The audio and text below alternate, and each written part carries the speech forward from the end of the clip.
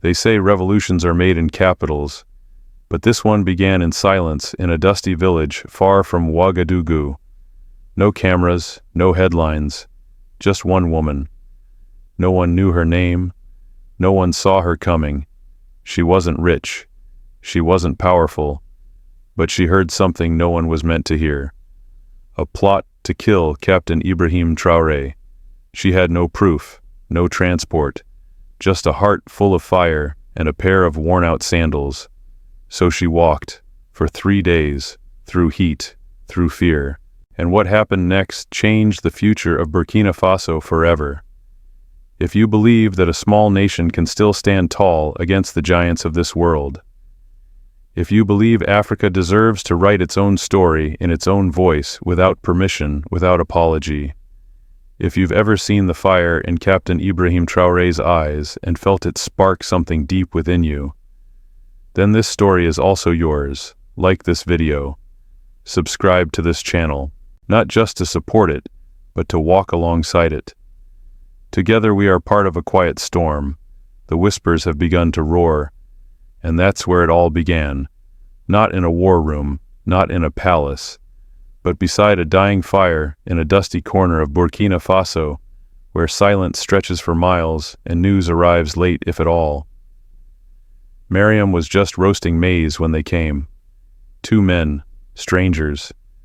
They spoke quietly, their faces hidden beneath scarves, their boots too new, too clean for local soil. She offered them water. They didn't thank her, just sat, waited, whispered. She didn't mean to listen, but she'd lived through war, through betrayal. Her ears were trained by hardship. She caught a name, Captain Ibrahim Traoré. Then another word, elimination. Her hand froze mid-stir. Elimination. Why mention the captain here? In a place forgotten by the world, her heart began to race. She turned her face to the fire, pretending not to hear. But every word after that felt like a blade. Foreign funding, timed strike. Destabilize quickly. They weren't rebels. They weren't villagers. These were planners, professionals. They had come to confirm the final details. Mariam didn't move, didn't breathe. She knew what this meant. If Captain Ibrahim Traoré was killed, the flame he had sparked, the hope, the dignity, the uprising of hearts, would be crushed before it could spread. No one would believe her. No one would help. She was a nobody. Just an old woman with tired eyes and calloused hands. But something ancient stirred in her chest. A memory, a promise, a rage. She waited until they were asleep. Then she packed a satchel, whispered a prayer, and stepped into the night. She had heard the whisper. Now she would become the storm. She didn't wait until morning. Mariam set out that same night, guided only by moonlight and desperation. There were no roads, no maps, just instinct. She walked away from her village without telling a soul. Not because she didn't trust them, but because she knew no one would let her go. Her neighbors would have stopped her. They'd have said, "It's too dangerous. You'll die before you reach Ouagadougou." But Mariam already knew the cost of silence. She had buried a husband to war, buried hope too many times. She would not bury this truth. She walked fast through dry fields, thorns tearing at her skirt. The earth was cracked beneath her sandals, and every step sent pain shooting up her legs. But she kept going. One thought rang through her head like a war drum. Captain Ibrahim Traoré must be warned. On the first night, it nearly ended. She was stopped by a group of armed bandits, 4 men, rifles slung carelessly, eyes cold. "What are you carrying, old woman?" one asked. "Nothing but a warning," she said.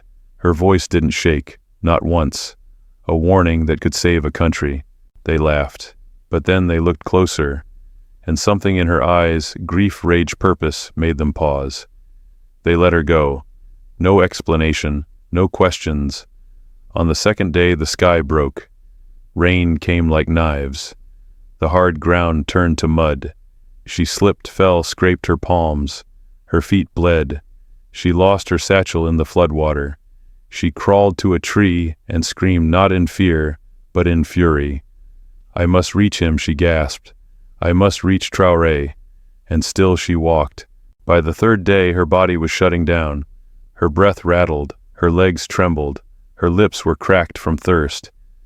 But just as the sun dipped low, she saw the faint outline of the capital. Ouagadougou, she laughed. Or maybe she cried. Her voice had gone, but she hadn't. 3 days, alone, on foot. No one told her to do it. No one expected her to succeed, but she was still standing. And Captain Ibrahim Traoré was still alive. Because somewhere between the dust and the storms, Mariam had become unstoppable. She had made it. Somehow, against every odd, Mariam stood at the gates of the presidential compound in Ouagadougou. Her legs trembled, her lips were dry, but she was alive, and she had a message. The guards didn't see a hero, they saw a problem. A hunched woman, barefoot, muddy skin, torn from the sun and storm. They raised their rifles before she even spoke. "I have to speak to someone," she croaked. Her voice was hoarse. "It's about Captain Ibrahim Traoré, please." One guard laughed. "You think the president sees everyone who walks off the street?" "I walked for 3 days," she said, "to save his life. They told her to leave. She didn't. They pushed her back." She staggered forward again. A standoff began, 1 woman and 2 rifles. People started watching, staff soldiers, drivers. The tension spread. Then from the shadows a young officer approached. He didn't speak, just looked at her, long and hard. Her face was cracked, but her eyes were burning. "What do you know?" he asked softly. She told him everything, the whispers, the strangers, the plan to eliminate Captain Ibrahim Traoré. She described the men, their accents, the words they used, foreign funding, destabilize before it's too late. He hesitated, trained not to trust civilians, taught to turn away. But something about her, her voice, her wounds, the clarity of her fear cut through the protocol. He made a call, then another, and suddenly everything changed. Within minutes, intelligence officers arrived. Mariam was rushed inside. Medics tended to her bleeding feet. Water was given. The compound was locked down. Behind thick walls, Captain Ibrahim Traoré was pulled from his scheduled meeting. His advisors didn't waste time.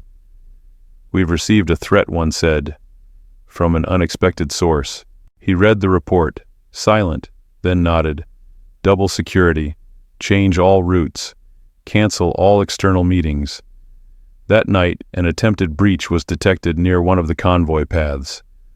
Armed men were intercepted, scattered, arrested.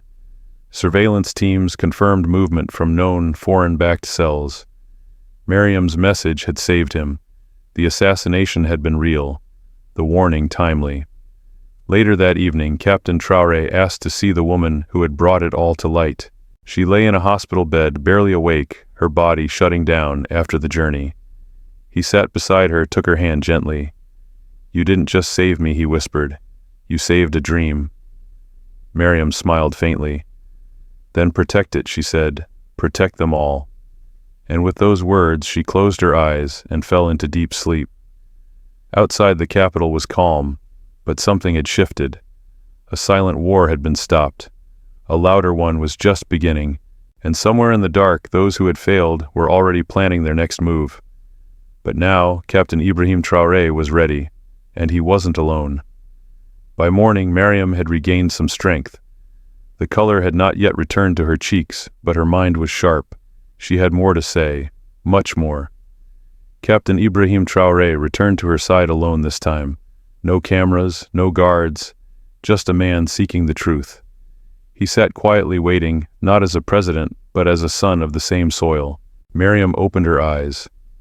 For a moment she looked confused. Then her gaze settled on him, and she smiled faintly. "You came.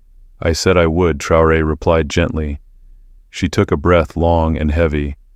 Then with trembling hands she reached beneath her blanket and pulled out a small, battered satchel. From it she retrieved an old, crumpled envelope, its edges browned with age, its seal broken long ago. "I didn't just come with a warning," she said. "I came with proof." He took the envelope. Inside was a letter. The handwriting was shaky, the ink fading, but the words were clear. It was a confession written by a former government official who had died under suspicious circumstances decades ago. Captain Ibrahim Traoré read in silence. Every sentence landed like a blow. The letter detailed how foreign operatives in partnership with corrupt local elites had systematically sabotaged Burkina Faso from within, not through guns, through contracts, debt, puppet leaders, fake aid. It named names, listed meetings, described strategies used to keep the country divided and dependent. "My husband found this before he died," Miriam said softly. "They killed him for it. I've kept it hidden ever since, waiting for the right person to read it." Traoré looked up shaken. "Why me? Because you still believe," she whispered. "And they fear that." For a moment he couldn't speak. The letter confirmed what he had long suspected, that Burkina Faso's suffering wasn't an accident. It was engineered. Miriam's words echoed in his head. "They fear that." He stood and walked to the window. Outside, the city stirred. Markets opening, children laughing, soldiers patrolling. They had no idea what had nearly happened, no idea what had been uncovered. The question now was what to do. If he released the document immediately, it could start a political war. Foreign powers would deny everything. Pressure would come fast from embassies, media banks. Even allies might turn. But if he said nothing, the truth would die again. Traoré turned back to Miriam. "You risked everything to bring this. I won't let it be for nothing." He called his inner circle. No speeches, no headlines, just strategy. Quietly, they began preparing for the next phase, not just survival, but transformation. Because this letter wasn't paper, it was dynamite, and Captain Ibrahim Traoré had just lit the fuse. The letter changed everything. But not in the way Traoré expected. He didn't release it immediately. He knew the world wasn't ready, and neither was the nation. But word travels fast, especially when it's carried on the breath of rumor. At first, the attacks came in whispers. Then came the noise. Foreign media outlets began publishing reports, questioning Captain Ibrahim Traoré's integrity. Accusations were vague but damaging claims of secret dealings, hidden accounts, ties to outside interests. Then came the fake documents, forgeries expertly crafted showing falsified communications between Traoré and known foreign operatives. Social media exploded. He was called a traitor, a puppet, a fraud. Miriam remained under heavy protection, but Traoré knew they weren't just after her. They were coming for the truth she carried. And so he made a choice. He went public, but not with the letter, with his own voice. He opened the presidential compound to the people. Journalists were invited in. Citizens were given live access to town halls. Every policy, every deal, every movement of his administration was made transparent. And slowly the tide began to turn. People remembered who he was. A young soldier who had risked everything to fight corruption. A man who spoke plainly, who never hid behind titles or protocol. They saw that he wasn't running. He wasn't hiding. And most of all, they saw that he wasn't lying. When rumors of another assassination attempt surfaced, he didn't flee. He stood his ground. He warned the people. He told them the fight had changed. No longer bullets against bodies. Now lies against loyalty. That night, thousands marched towards the capital, not to protest, to protect. They formed a human shield around the compound. Farmers, students, mothers with babies strapped to their backs, old men leaning on sticks. They came not with violence, but with presence. And when the convoy of black vehicles finally appeared, creeping down the road like a storm cloud, they were met not by soldiers, but by the people. Captain Ibrahim Traoré stepped outside alone, no guards, no armor, just a man standing before the truth. The vehicles stopped, engines idled, then one by one they turned back. That morning the sun rose over a different Burkina Faso, not because of wealth, not because of weapons, but because one woman dared to walk for 3 days, and one man dared to stand beside her. Traoré bowed his head to Miriam as she stood quietly in the crowd. No speeches, no slogans, just a gesture of thanks from a nation reborn. And from that day on, no one asked where his strength came from, because everyone knew. It came from the people, it came from Mariam, and it came from the fire they refused to let die. But what Mariam had sparked could not be contained by silence for long. Though the letter remained hidden, its impact echoed through the halls of power, and the shadows responded. They had failed to kill Captain Ibrahim Traoré. Now they would try to destroy his name. False witnesses emerged, strangers claiming to have worked inside his government, now accusing him of betrayal. Leaked voice recordings, manipulated footage, and carefully placed headlines began to circulate across international networks. He was never one of us. He's playing both sides. He's made secret deals with the same powers he claims to fight. It was a new kind of war, not fought with bullets, but with narratives. And it worked for a time. People grew uncertain. Whispers filled markets and churches. Some began to doubt. Others stayed silent, watching to see which way the wind would blow. But Traoré didn't flinch. He called a press conference not in a gold-trimmed hall, but in a dusty field on the edge of Ouagadougou. No teleprompter, no grand stage, just him, a wooden table, a single microphone. He looked into the cameras and said, "They've tried to kill me. That failed. Now they try to shame me. That will fail too. I will not answer them with words. I will answer with truth, with action, with the people." And he meant it. He opened every record, invited foreign and local journalists to inspect his offices. He held public assemblies in towns and villages, speaking not to impress, but to listen. And slowly the fog began to lift. People remembered the man who had risked everything, the soldier who had refused bribes, the leader who had never hidden behind dark glasses or bulletproof cars. They remembered that it wasn't a party that brought Traoré to power. It was the people. And the people rose again. One night, intelligence picked up another threat. Convoys moving toward the capital. A second strike, swift, brutal, total. But this time the people got there first. From all corners of Burkina Faso they came, on foot, on bicycles, in battered trucks. Not to protest, to protect. By dawn, thousands had gathered outside the presidential compound. Not with fists, but with their presence.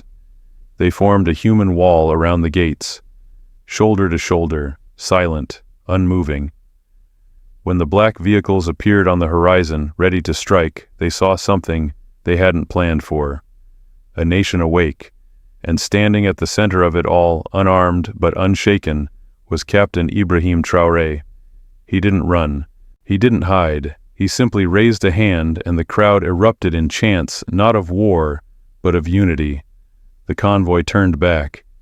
That morning, Burkina Faso woke to something it hadn't felt in decades: belief. Not in power, not in fear, but in itself. And it all began because one woman walked, and one man refused to fall. History often remembers kings, generals, and great battles. But in Burkina Faso, something different happened. A revolution began, not with a weapon, not with a vote, but with the footsteps of one old woman. Mariam never asked for recognition. She never imagined she would stand beside a president. She simply heard the truth and chose to carry it. Through thorns, through storms, through silence. And in doing so, she carried a nation. Captain Ibrahim Traoré would go on to lead major reforms. He dismantled corrupt networks, exposed hidden debts, canceled exploitative contracts. But if you ask him, he'll never claim the credit. He always pointed to Mariam. She reminded us what courage really looks like, he said once. It looks like sacrifice. It looks like walking when no one tells you to. It looks like speaking when your voice is cracked and shaking. Her story spread quietly at first. A legend shared over cooking fires, whispered between mothers, sung softly by schoolchildren. Then it grew. Murals were painted, poems written. A statue was erected in the capital, not of a soldier, not of a president, but of a barefoot woman, holding a satchel looking forward. In time, the world would come to know her name. But in Burkina Faso, she was never forgotten. Mariam lived long enough to see the change she fought for. She watched schools reopen. She saw farmers get fair prices. She saw young women stand tall, knowing they too could lead. And on the day she passed, the entire country paused. Flags flew at half-mast. The radio fell silent. People prayed not just for her soul, but for the spirit she had awoken in them. Captain Traore spoke at her funeral, not from behind a podium, not in uniform, just as a son mourning a mother. She didn't just warn me, he said, she warned all of us, about the danger of silence, the cost of fear, the power we forget we hold, and he made a promise, one that would define his leadership for years to come. We will walk in her footsteps, we will carry her fire, because in the end, this wasn't a story about death. It was a story about rebirth.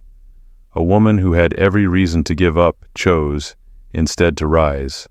A people who had every reason to stay silent chose instead to stand. And a country that had been dismissed, underestimated, and manipulated finally remembered who it was. It began with a whisper, then a warning, then a wall of people unshaken. Now it is a movement, and it carries the name of Mariam, the woman who walked for 3 days to save a dream, and the name of Captain Ibrahim Traoré, the man who chose to protect it.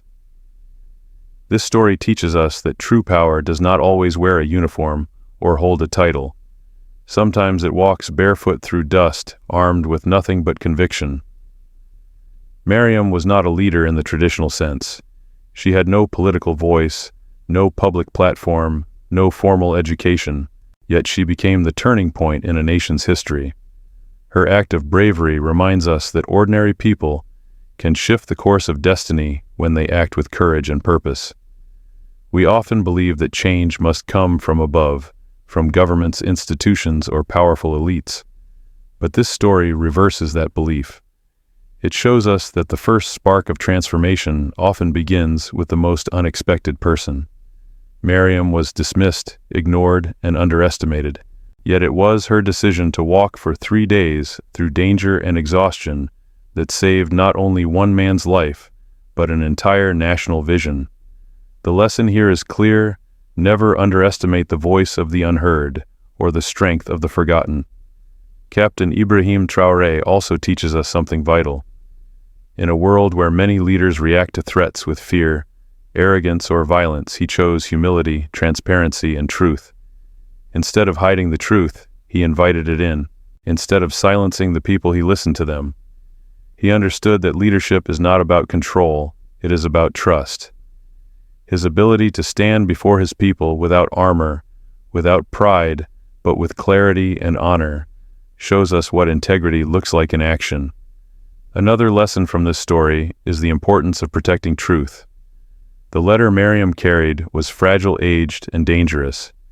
It revealed decades of hidden betrayal, but even more dangerous than the letter was the silence that might have followed if she had said nothing. The story reminds us that truth is only powerful when it is spoken, and that silence in the face of injustice is a form of surrender. Lastly, the story speaks to the power of unity. When the people of Burkina Faso formed a human wall around their leader, they proved that a nation's strength lies not in its army, but in its people. They did not come with weapons, they came with presence. That moment was more than political, it was spiritual. It showed that when people believe in something greater than fear, they become unbreakable. In the end, this story is not just about Burkina Faso. It is about all of us. It is a reminder that no matter how small we feel, no matter how far we are from centers of power, our actions matter. Our choices echo. And sometimes all it takes is one step, one voice to change the fate of an entire country.